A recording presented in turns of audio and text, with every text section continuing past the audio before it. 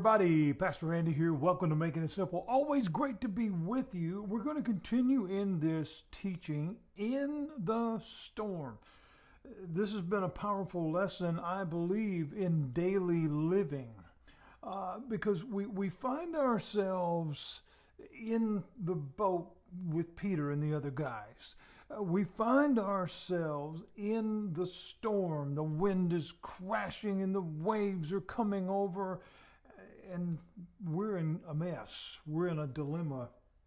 We left off yesterday with Jesus saying, "Have courage. It's me. Do not be afraid." Now that's key words because we have to understand what is he saying. Now, what we have to see, now they were not 100% sure that it was him. In fact, Scripture says they believed that it was a ghost, something that was unnatural, something that was maybe scary. They weren't sure.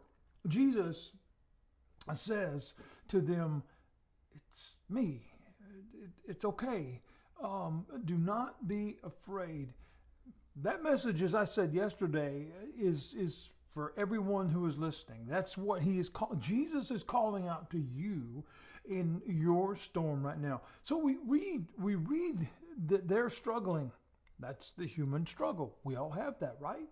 And so we see that as Jesus has said these words, "It is I, do not be afraid." Immediately we see again humanity kick in. So Peter, in that moment, Peter says, "Lord." The voice of Jesus and the apparent image of Jesus is starting to match up. Wait a minute. That voice sounds familiar. I think. Maybe.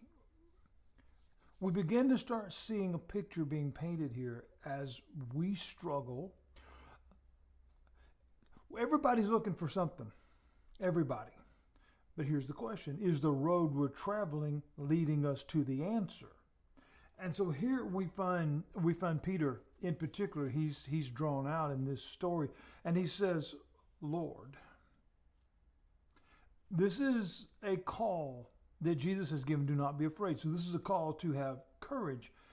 And this call that Jesus has given out, do not be afraid, this calming sense that is there, well, it matched the comfort of the words that had come. It's me.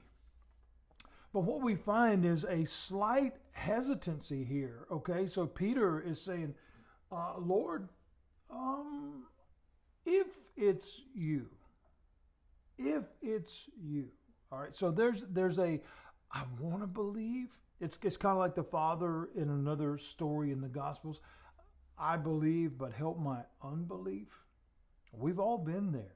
And anybody that says they haven't is just being dishonest because we've all been in that place. So here Peter's saying, if it's you, I want to make sure, then command me to come to you on the water.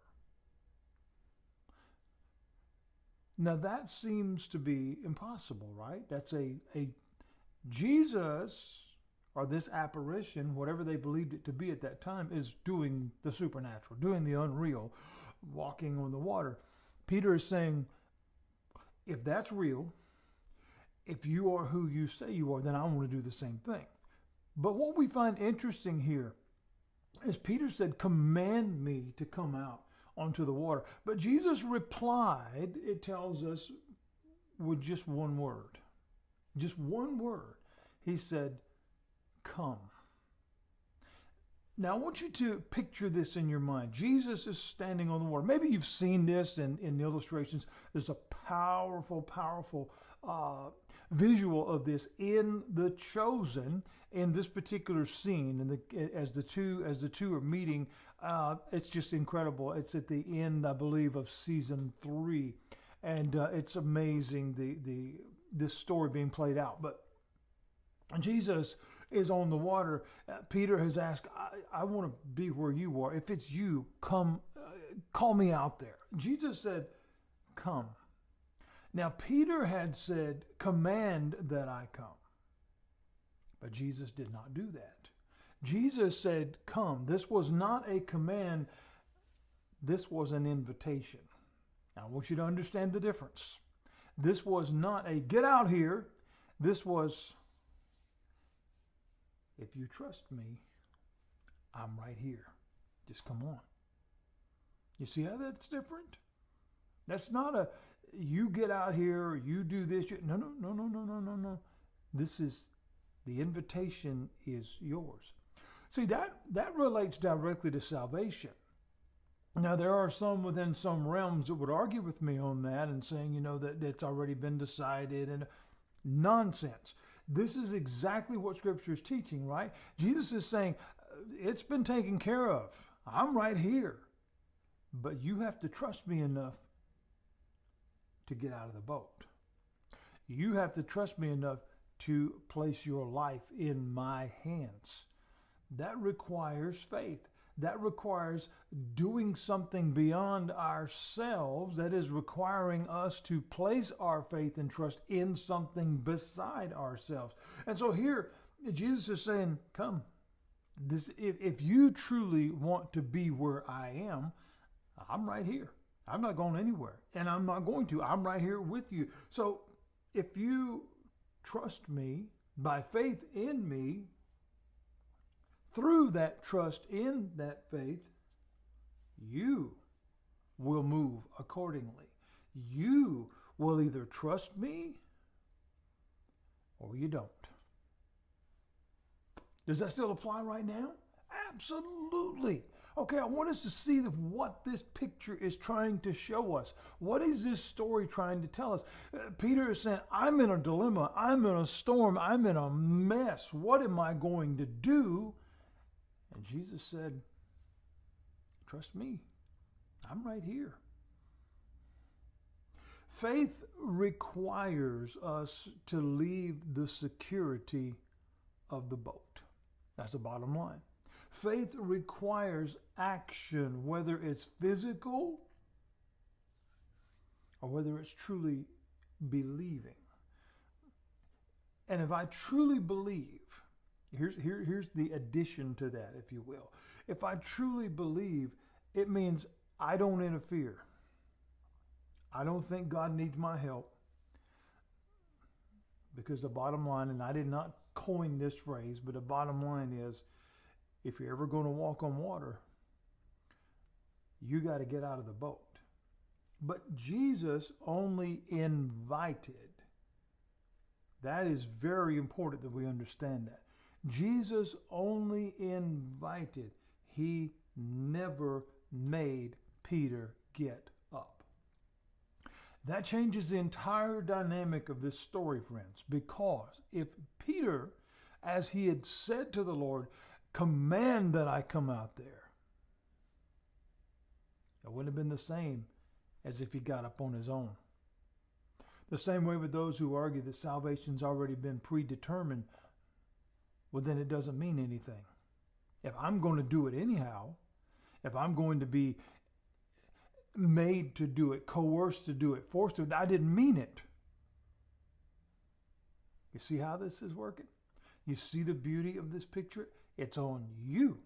The invitation has been made. Jesus only invited. He never, ever made Peter get up. We face, every single one of us, we face trials all the time. In the midst of those trials, we oftentimes pray for answers. We might even think, Lord, where are you? Because we feel alone. We feel like the storm is taking over and the wind's about to turn the boat over and all the things. But the reality is, my friends, he's standing right there. He's standing right there. And he says, come. Come. We can do this. We can do this.